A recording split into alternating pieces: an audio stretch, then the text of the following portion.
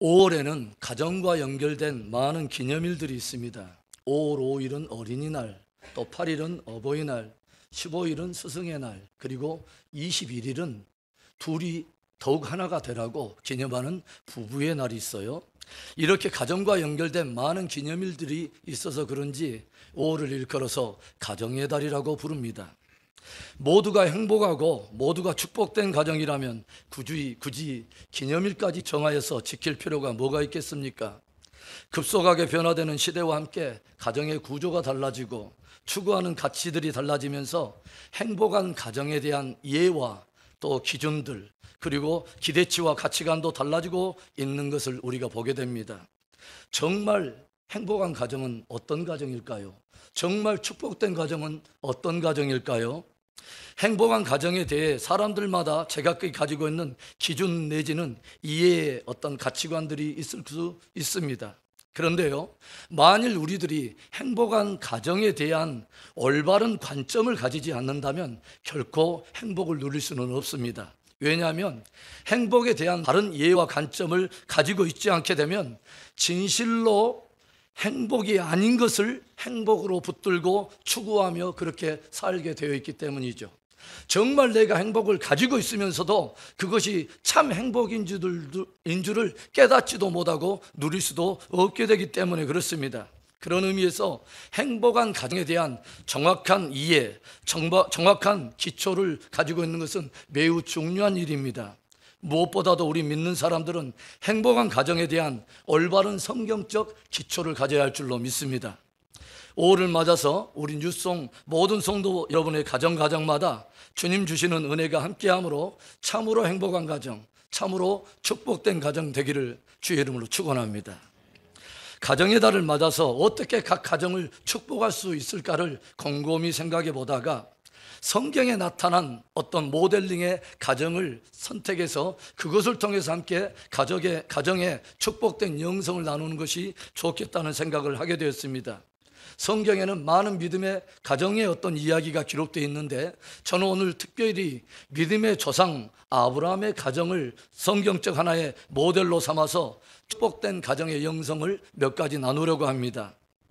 교회들마다 참된 회복과 부흥을 이야기할 때는 늘상 이야기하는 것이 초대교회로 돌아가자 하는 그런 말을 남겨요.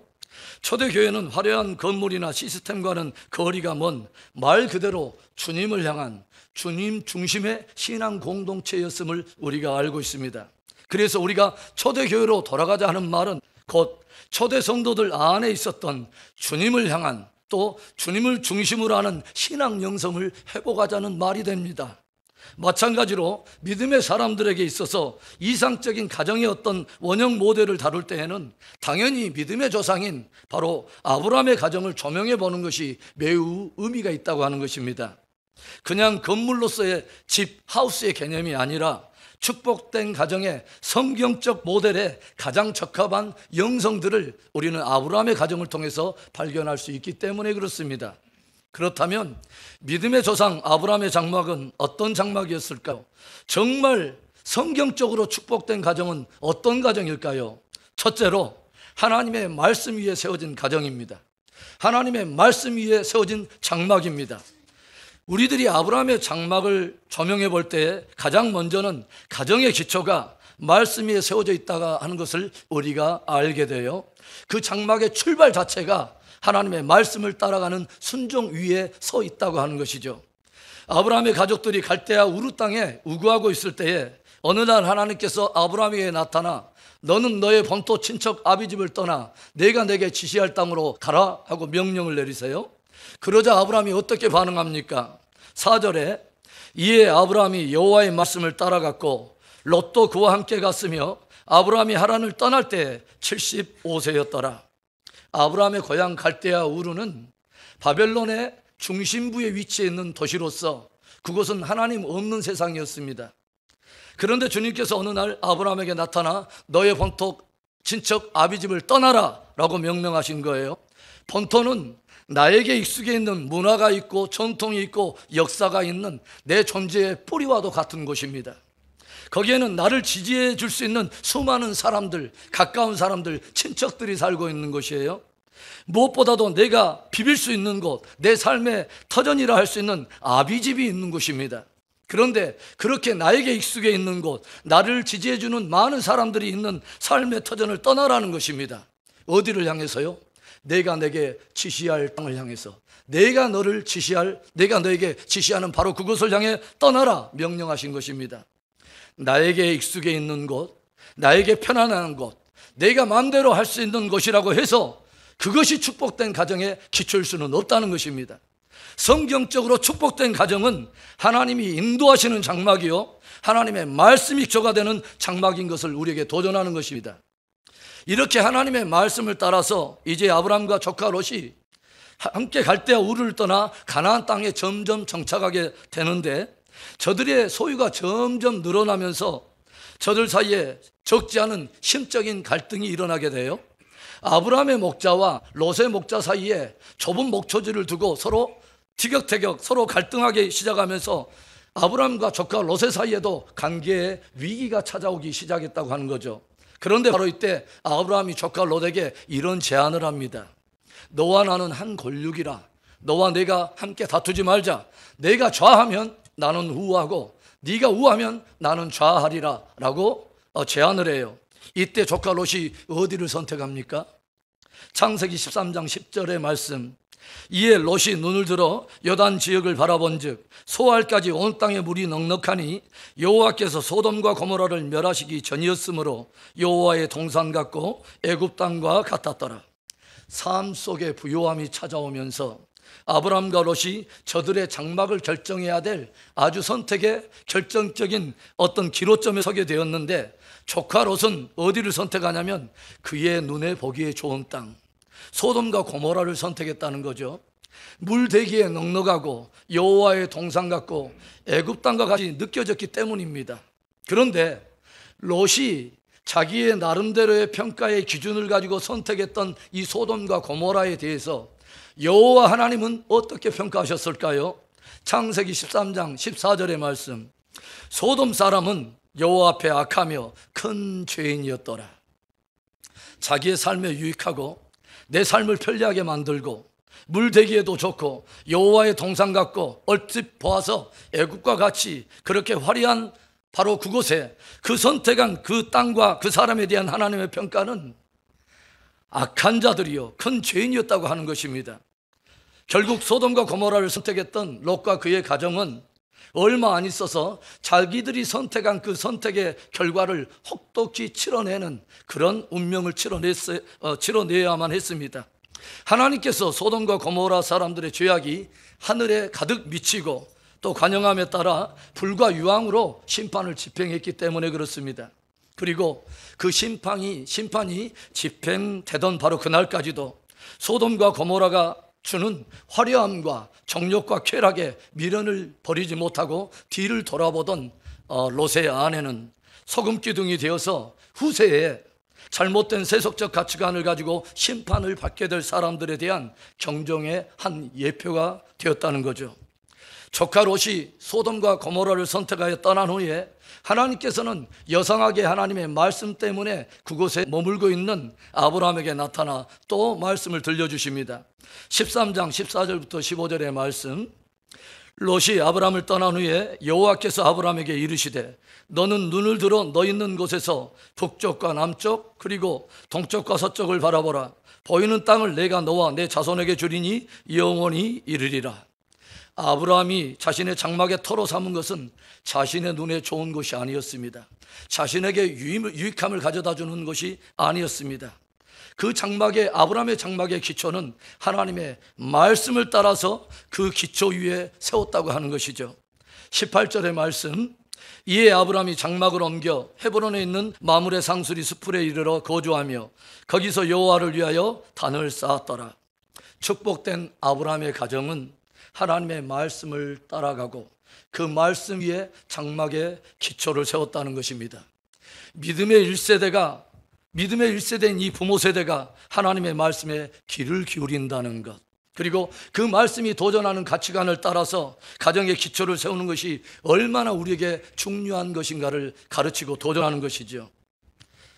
제가 나름 지금까지 자녀를 키워보고 또 신앙생활을 하고 목양을 지도해 오면서 제 나름 깨달은 것이 있습니다. 그것은 자녀들이 진실로 영향을 받는 것은 무엇이냐면, 어떤 문제와 위기 앞에서 과연 부모들이 어떤 선택의 기준을 가지고 어떤 것을 선택하는가 하는 부모의 선택의 기준에 따라서 자녀도 그 동일한 선택의 기준을 자기의 삶과 신앙의 기준으로 삼더라고 하는 것이죠. 예배에 대해서, 경건에 대해서 여러 문제와 위기와 상황을 만날 때 과연 나의 부모는 어떤 선택의 기준으로 무엇을 선택하는 것을 바라보면서 동일한 상황과 어떤 위기가 다가올 때 부모들이 가졌던 그 선택의 기준을 역시 자녀들도 붙들고 또 나아가더라고 하는 것이죠. 사랑하는 성도 여러분, 저는 특별히 마지막 시대를 조명하면서 사람들의 마음을 은밀히 잠식하고 있는 세속적인 가치관과 비진리의 거대한 물살을 봅니다. 오늘 우리의 가정은 무엇 위에 세워졌을까요? 그리고 믿음의 1세대인 저와 여러분은 부모로서 우리의 각 가정을 무엇 위에 세우기를 과연 원하고 있을까요? 참으로 권면하기는 하나님의 말씀을 따라 단을 쌓으며 그 장막을 세웠던 아브라함의 그 가정처럼 하나님의 말씀 위에 기초한 성경적인 축복의 가정들이 될 수 있기를 주의 이름으로 축원합니다. 믿음의 조상 아브라함의 가정은 어떤 가정이었을까요? 어떤 장막이었을까요? 둘째로 창조적인 섬김과 자원하는 사랑이 있는 가정이었습니다. 창조적인 섬김과 자원하는 사랑. 아브라함의 장막을 조명해 볼 때 그 가정에 깊이 모든 구성원들마다 숙성되어서 깊이 배어있는 영성이 있다면 창조적인 섬김과 바로 자원하는 사랑이었습니다. 제 마음속에 그리스도의 신부의 영성을 깊이 묵상하면서 최근 근 한 달이 넘도록 마음속에 뱅뱅 도는 단어가 바로 이것이었기에 제가 지난주에 목장 모임할 때 이 주제를 함께 다루도록 한 적이 있습니다. 그냥 섬김이 아니라 창조적인 섬김, 그냥 사랑이 아니라 자원하는 사랑, 이것이 정말 주를 섬기는 성도 안에 있어야 할 신부의 영성이라는 것을 깊이 제가 깨달았습니다. 단순한 섬김을 넘어선 창조적인 섬김, 그리고 그냥 사랑이 아닌 자원하는 사랑의 영성은 정말 우리가 어떤 존재나 대상에 대해서 정말 사랑할 때 나올 수 있는 마음이고 자세인 것이죠. 성경에서 가장 크고 첫째 되는 계명을 뭐라고 말합니까? 주 너의 하나님을 사랑하되 내 마음과 뜻과 힘과 성품을 다하여 주 너의 하나님을 사랑하라. 이것이 크고 첫째 되는 계명이라 말을 합니다. 우리 믿음의 성도들은 이 크고 첫째 되는 계명이 정말 우리의 삶 속에서도 크고 첫째 되는 삶이 되도록 삶의 열매를 맺어야 할 줄로 믿습니다. 중동 땅 뜨거운 떼약볕이 내리쬐는 어느 날에 아브라함의 장막에 낯선 세 사람이 찾아옵니다. 그러자 아브라함이 이 낯선 나그네들을 어떻게 영접합니까?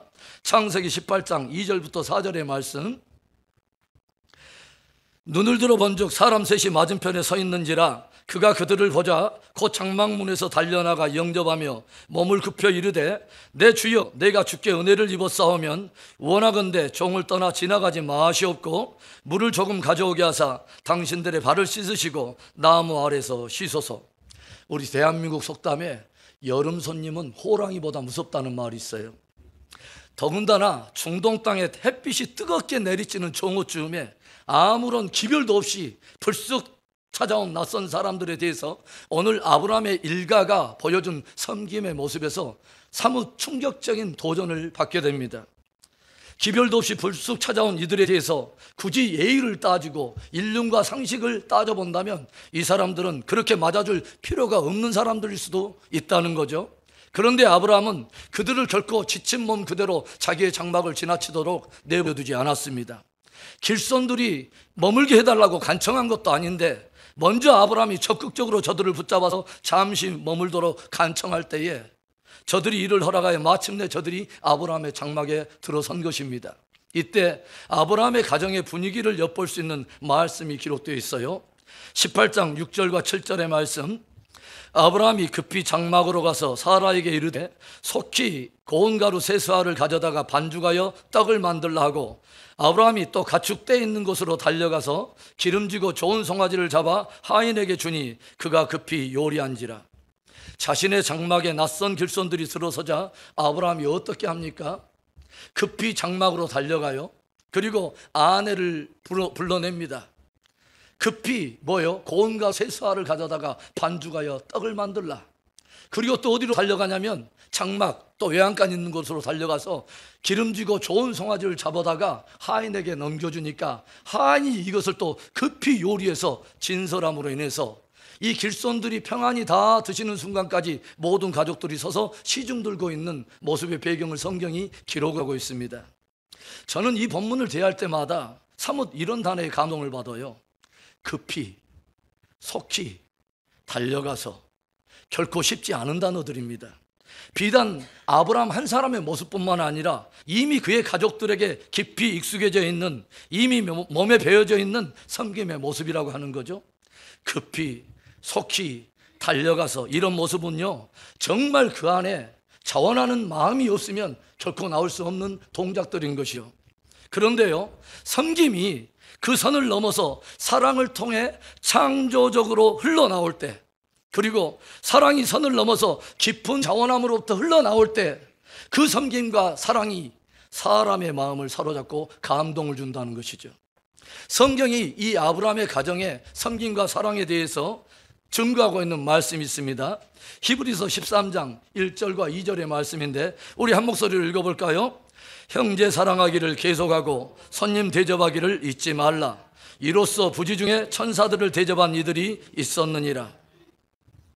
아브라함 가족의 이 놀라운 사랑과 섬김으로 인하여 천사들이 부지 중에 대접받는 일이 있었다고 성경이 우리에게 들려줘요. 그리고 우리 성도들에게 권면하고 있는 것입니다. 형제 사랑하기를 계속하고 손님 대접하기를 잊지 말라. 세월이 어느덧 흘렀습니다.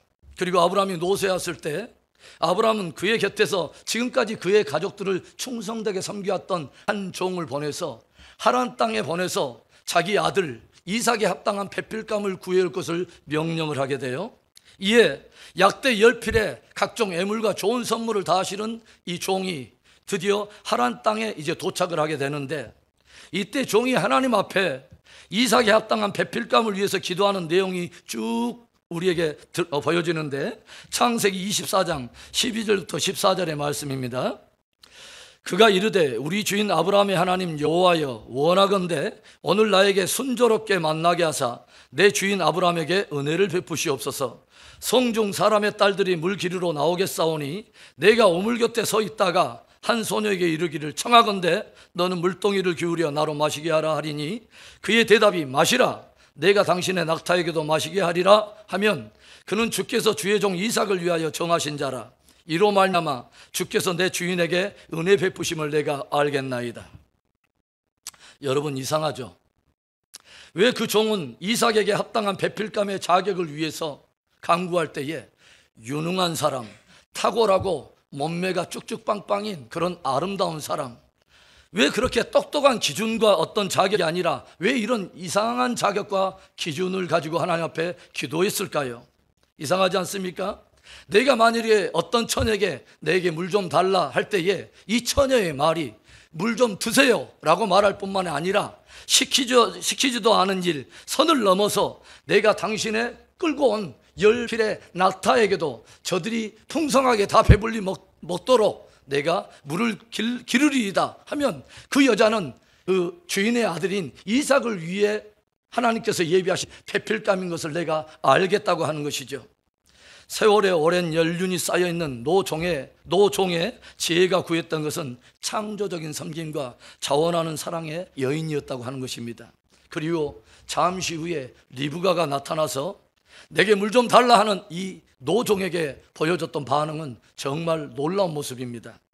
18절부터 20절의 말씀입니다. 그가 이르되 내 주여 마시소서 하며 급히 그 물동이를 손에 내려 마시게 하고 마시게 하기를 다하고 이르되 당신의 낙타를 위하여도 물을 길어 그것들로 배불리 마시게 하리이다 하고 급히 물동이에 물을 위에 붓고 다시 기르려고 우물로 달려가서 모든 낙타를 위하여 깃는지라.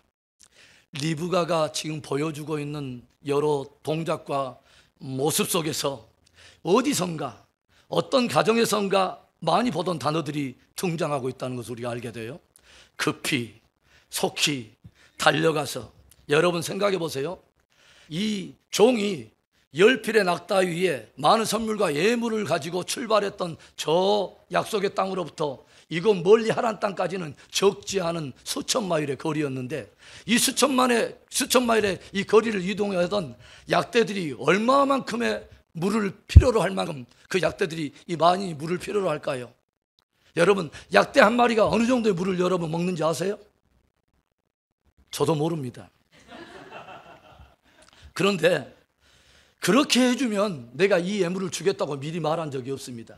그렇게 해주면 이삭을 위해서 베풀감에 합당하다고 미리 말해준 적이 없어요.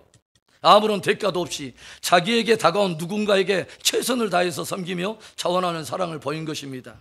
그리고 그 몸에 배어있는 섬김과 사랑이 신랑을 위한 신부에 합당한 자격의 테스트였다고 하는 것도 알지 못한 채 마침내 이삭의 아내가 되는 놀라운 축복의 주인공이 되었다고 하는 것입니다.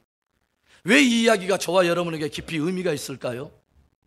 성경이 예수 그리스도의 신부된 성도들에게 이 창조적인 섬김과 자원하는 사랑의 영성을 요구하고 있기 때문에 그렇습니다. 놀랍게도 이삭은 부활하신 예수 그리스도 하나님의 아들의 한 모형임을 우리에게 가르쳐주고 있다고 하는 거죠. 왜 창조적인 섬김과 자원하는 사랑이 우리 안에 있어야 되는지 아십니까? 그것이 진실한 사랑의 표징이기 때문에 그렇습니다.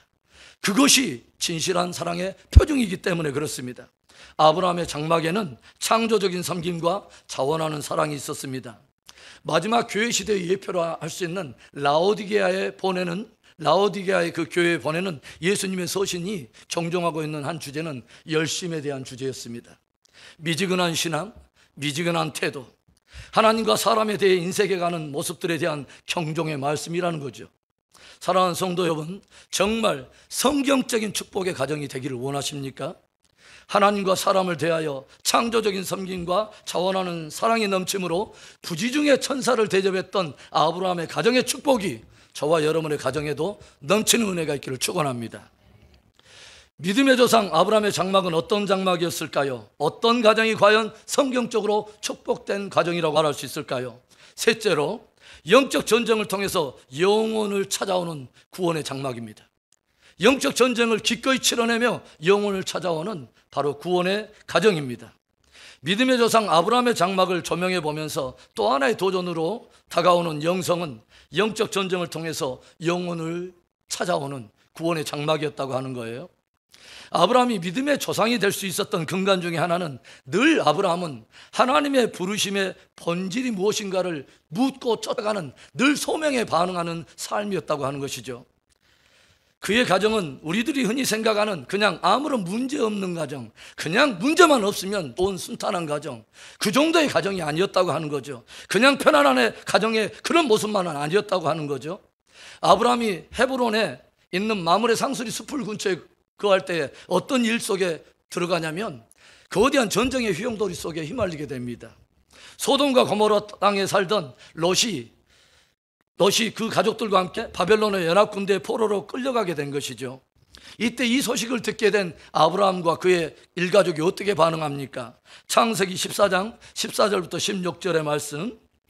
아브라함이 그의 조카가 사로잡혔음을 듣고 집에서 길리고 훈련된 자 318명을 거느리고 단까지 쫓아가서 그와 그의 가신들이 나뉘어 밤에 그들을 쳐부수고 다메섹 왼편 호바까지 쫓아가 모든 빼앗겼던 재물과 자기의 조카 롯과 그의 재물과 또 부녀와 친척을 다 찾아왔더라. 제가 언젠가 이 말씀을 여러분에게 나눴습니다만 아브라함과 그의 가족들의 반응이 얼마나 놀랍습니까? 하나님께서 아브라함을 약속의 땅으로 인도해 들이시고 아브라함이 그 땅에서 장막을 세우게 되는데 어떤 위기 상황이 딱 벌어지니까 아브라함이 집에서 길리고 훈련된 자 318명을 데리고 단까지 추적해가지고 바벨론 연합군대 숫자적으로 얼마나 열세였을 텐데 상관없이 마치 지금을 위해서 훈련받고 연합되었던 것처럼 정확한 부르심의 본질을 알고 출정해서 그들과 함께 싸워내서 빼앗겼던 모든 인민들을 찾아왔다고 하는 것이죠. 아브라함의 집은 그냥 단순하고 편안한 가정만은 아니었다고 하는 거죠. 집에서 끊임없이 어떤 일들이 그동안 있어 왔다는 거죠. 길리고 훈련하는 일들이 있었다고 하는 거예요. 그리고 어떤 일들이 딱 벌어지니까 바로 이것을 위한 연합과 동맹이었음을 알고 이 모든 가족의 구성들이 그냥 가족의 구성원의 그냥 단순한 차원이 아니라 영적 전쟁을 함께하는 믿음의 전우들과 같은 그런 역할들을 감당해내더라고 하는 거죠. 복음의 건강한 기초 위에서 무엇을 위해 우리가 부름을 받았는가를 가족 구성원들이 정확히 알고 있는 이 가정, 얼마나 축복되고 부러운 과정입니까? 하나님께서 소돔과 고모라를 심판하시려고 아브라함의 장막을 방문해서 그 일을 아브라함에게 알렸을 때 아브라함의 반응이 어떠했을까요? 하나님이 하실 일이니까 당신의 주권대로 하세요 라고 반응하지 않았습니다. 아브라함의 품을 파고들면서 멸망당할 소돔과 고모라 땅과 그곳에 심판받을 많은 영혼들을 위해서 간절히 중보하지 않습니까? 하나님, 나의 주여, 소돔과 고모라 그 땅에 의인 50명이 있다 할지라도 그들을 인하여 그 의인 50을 인하여 그 땅을 용서해 주지 않겠습니까? 의인 50명을 담보로 그 성을 용서해 줄 것을 간구하던 아브라함의 눈가에 흐르는 눈물은 45명, 40명, 30명, 20명, 10명에 이를 때까지 하염없이 주님의 옷자락에 흘러내립니다. 비록 그 땅에 의인 10명이 없어서 소돔과 고모라 땅은 하나님의 엄중한 심판을 받게 되었지만 하나님께서는 그 엄중한 심판 속에서도 긍휼을 베푸시는 것을 우리가 알게 돼요. 창세기 19장 29절의 말씀, 하나님이 그 지역의 성을 멸하실 때, 곧 롯이 거주하는 성을 엎으실 때 하나님이 아브라함을 생각하사 롯을 그 엎으시는 중에서 내보내셨더라. 하나님이 아브라함을 생각하사 그 엎으시는 중에 롯과 그의 가족들을 다 내보내셨다는 거예요.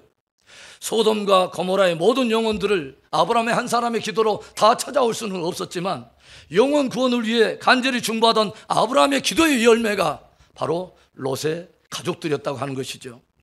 소돔과 고모라는 마지막 역사의 끝에 나타날 악한 세상에 대한 심판의 한 예표를 보여주는 사건입니다.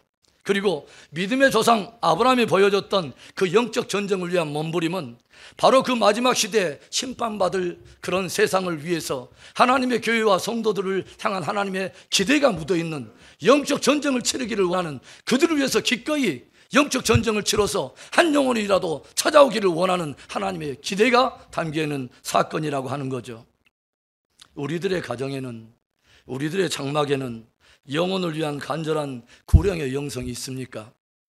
중보 기도의 소리가 있습니까? 저와 여러분의 가정이 주님의 부름과 기대를 늘 기억하고 헌신함으로 한 영혼이라도 주께 돌아오는 구원의 통로, 축복의 통로가 되기를 주의 이름으로 축원합니다. 사랑하는 성도 여러분, 믿음의 조상 아브라함의 장막을 통해서 보여주는 성경적 축복의 어떤 영성들은 우리들이 생각하는 일반적인 어떤 축복이라고 생각하는 영성을 훨씬 넘어드는 하나님의 마음으로부터 오는 귀한 영성을 우리들에게 도전하고 있습니다. 그 안에서 발견되는 그 영성을 묵상할 뿐만 아니라 묵상에서만 멈추지 말고 도전하며 그 영성이 저와 여러분의 가정의 영성 되기를 바랍니다. 하나님의 말씀 위에 세워진 가정, 창조적인 섬김과 자원하는 사랑이 있는 영성, 잃어버린 영혼을 향한 하나님의 마음을 쫓아가는 영적인 공동체, 이런 축복된 가정의 영성을 회복하기를 결단하며 나아가는 모든 가정마다 오늘 하나님의 성령의 강력한 기름 부음이 넘치기를 주의 이름으로 축원합니다. 기도하겠습니다.